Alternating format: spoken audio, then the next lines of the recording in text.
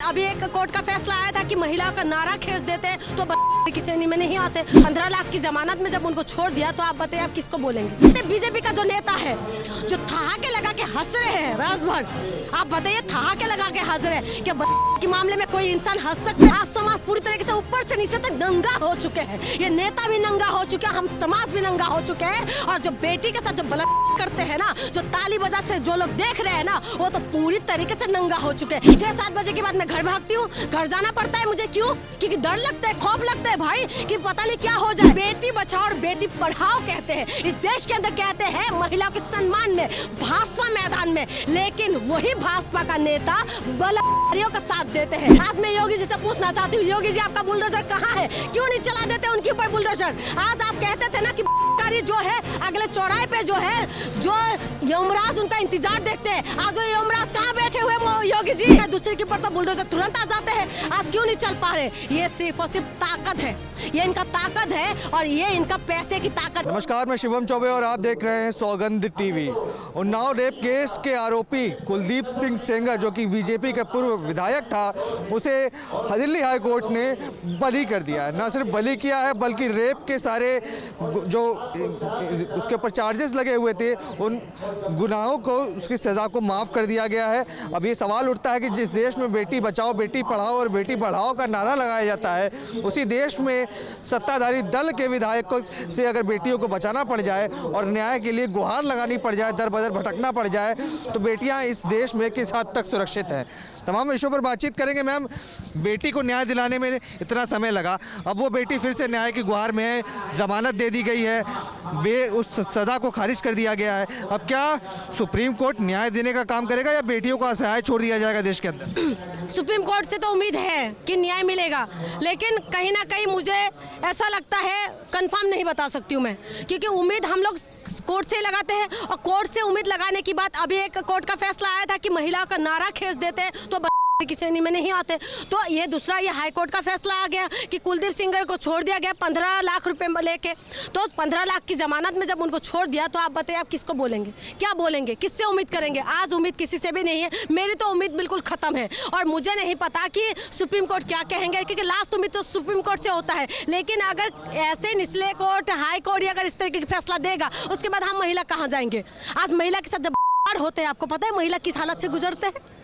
पता है आपको महिला का क्या हालत होता है? मेंटली पूरी तरीके से डिस्टर्ब हो जाते हैं, पूरी तरीके से उनका सो है जो एक जिस तरीके से उनकी शिकार बनाते हैं, उसके बाद उस महिला का मेंटली कंडीशन क्या हो जाते हैं, जाके कभी देखेगा तब पता चलेगा। आज उस बेटी का क्या मेंटली कंडीशन होता होगा जिसने 17 साल की उम्र में जिसके साथ हुई, उसकी बाप को कस्टडी में मार दिया गया है और उसके बाद उनकी दोनों मौसी जो है एक्सीडेंट के दौरान मर गए हैं। उसके बाद उनके चाचा आज भी जो है जेल में है। तो पूरी तरीके से बेटी टूट चुकी होगी, लेकिन उसके बाद भी वो हिम्मत दिखा रही है और उसके बाद आज हिम्मत दिखा के वो लड़ रही है इंडिया गेट के सामने। जब वो प्रोटेस्ट करने के लिए बैठती है, उसके बाद पुलिस ने उनको घसीट के ले जाते हैं और उसके बाद बीजेपी का जो नेता है जो ठहाके लगा के हंस रहे हैं राज भर, आप बताइए ठहाके लगा के हंस रहे हैं क्या के मामले में कोई इंसान हंस सकते हैं? तो इनकी मानसिकता कितना गंदे होंगे आप समझ जाइए। क्या ये अपनी बेटी के साथ होते तो ऐसे हंस सकते हैं? क्योंकि इनके साथ नहीं हो सकते, क्योंकि इनको सुरक्षा मिल जाते हैं। ब्रिजभूषण शरण सिंह का भी बयान है, उन्होंने कहा कि जिस तरीके से मुझे फंसाया गया था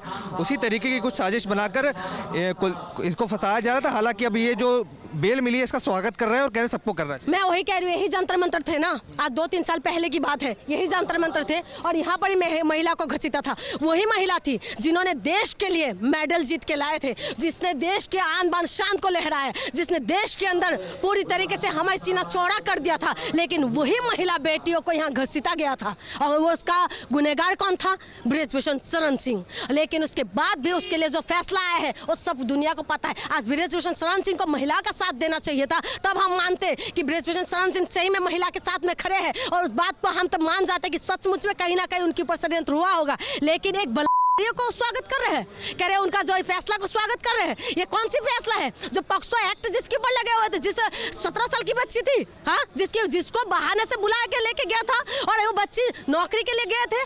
किसके पास जाएंगे? स्थायी नेता के पास नहीं जाएंगे तो किसके पास जाएंगे बताइए? किसके पास जाके मदद मांगेंगे? और उसके बाद उस बच्ची के साथ ऐसा होते, बार बार होते और वो बेटी को तुम आज कह रहे हो कि नहीं, उनकी कार्यों को तुम स्वागत करते हुए कौन सी समाज में हम जी रहे हैं? आज समाज पूरी तरीके से ऊपर से नीचे तक नंगा हो चुके हैं। ये नेता भी नंगा हो चुके हैं, हम समाज भी नंगा हो चुके हैं। और जो बेटी के साथ जो बलात्कार करते हैं ना, जो ताली बजा से जो लोग देख रहे हैं ना, वो तो पूरी तरीके से नंगा हो चुके हैं। किसके पास इंसाफ मांगेंगे बताइए? एक महिला होने के नाते जब आप हाईकोर्ट का डिसीजन देखती हैं और वो हाईकोर्ट ये कहता है कि बलि किया जा रहा है 5 किलोमीटर के दायरे के आप आसपास नहीं आ सकते, क्या वजह समझते हैं कि क्या इस तरीके के रीजंस देना एक गुनहगार को जब बलि देते समय 5 किलोमीटर क्या है, वो तो 50 किलोमीटर दूर रहकर भी काम कर सकता वो है। कहीं पे भी रह के काम कर सकते हैं। जब बलात्कारी होते हैं ना, और जब पैसे वाले होते हैं ऊपर से, तो पैसा फेंको, तमाशा देखो, आप किसी को भी कर दो।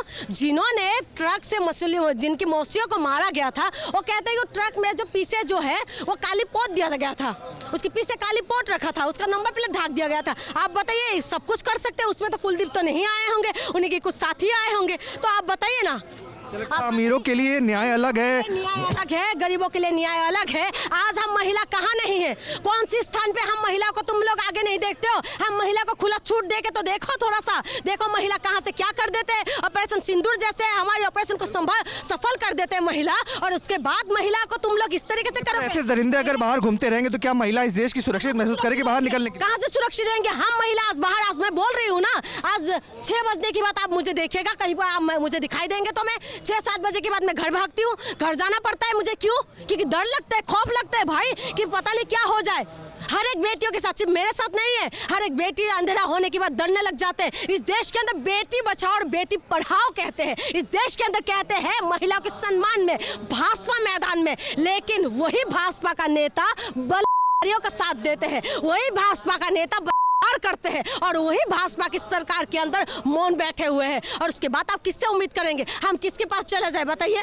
किसके पास चला जाए? आज महाराष्ट्र के अंदर बलात्कार है, आज राजस्थान के अंदर बलात्कार है, आज यूपी के अंदर बलात्कारी है। आज ये कुलदीप सिंह सेंगर जो है, ये उन्नाव से आते हैं, जो यूपी के अंदर है। आज मैं योगी जी से पूछना चाहती हूँ, योगी जी आपका बुलडोजर कहाँ है? क्यों नहीं चला देते उनके ऊपर बुलडोजर? आज आप कहते थे ना कि जो है अगले चौराहे पे जो है, जो यमराज उनका इंतजार देखते हैं, आज वो यमराज कहाँ बैठे हुए? योगी जी आप क्यों नहीं चला देते? कौन सा आपको कानून ने आपको रोक रखा है? कौन सी ऐसी चीज है जिसकी वजह से आपको रोक रखा है? दूसरे के ऊपर तो बुलडोजर तुरंत आ जाते हैं, आज क्यों नहीं चल पा रहे? ये सिर्फ और सिर्फ ताकत है, ये इनका ताकत है, और ये इनका पैसे की ताकत है, जिसकी वजह से आज ये लोग जो है इस तरीके से रह। एक महिला होने के नाते मैं आपसे पूछना चाहता हूँ कि अगर ये सुप्रीम कोर्ट में मामला जाता है तो कैसे डिसीजन की मांग करना चाहेंगी और किस तरीके की सजा होनी चाहिए? कुलदीप चाहती हूँ कि कुलदीप सेंगर को ना कभी बाहर ना आए, सबसे पहले इनको पूरी तरीके से मार दे, वो कर दे, इनको तो फांसी दे देना चाहिए, इनको फांसी दे देना चाहिए। ऐसे इंसानों को जिंदा रहने का कोई भी वो नहीं है, इनको जिंदा भी नहीं रहना चाहिए, नहीं तो उम्र कैद जिस तरीके से रह रहे थे, उम्र कैद का सजा दो और पूरी तरह से पनिशमेंट दो। ऐसे लोग बाहर रहेंगे तो दिन पे दिन क्या होगा, लोगों का हालत खराब हो जाएंगे। इसीलिए मैं कहती हूँ इन लोगों को बाहर रहना, बाहर छोड़ना बिल्कुल किसी भी हालत में सही नहीं। आज उन्नाव की बेटी है, हजारों बेटी, आपकी बहन, आपकी माँ, आपकी बेटी भी सुरक्षित नहीं है। ऐसे लोगों को तुरंत पनिशमेंट देना चाहिए। आप देख रहे हैं सौगंध टीवी, सौगंध वतन की।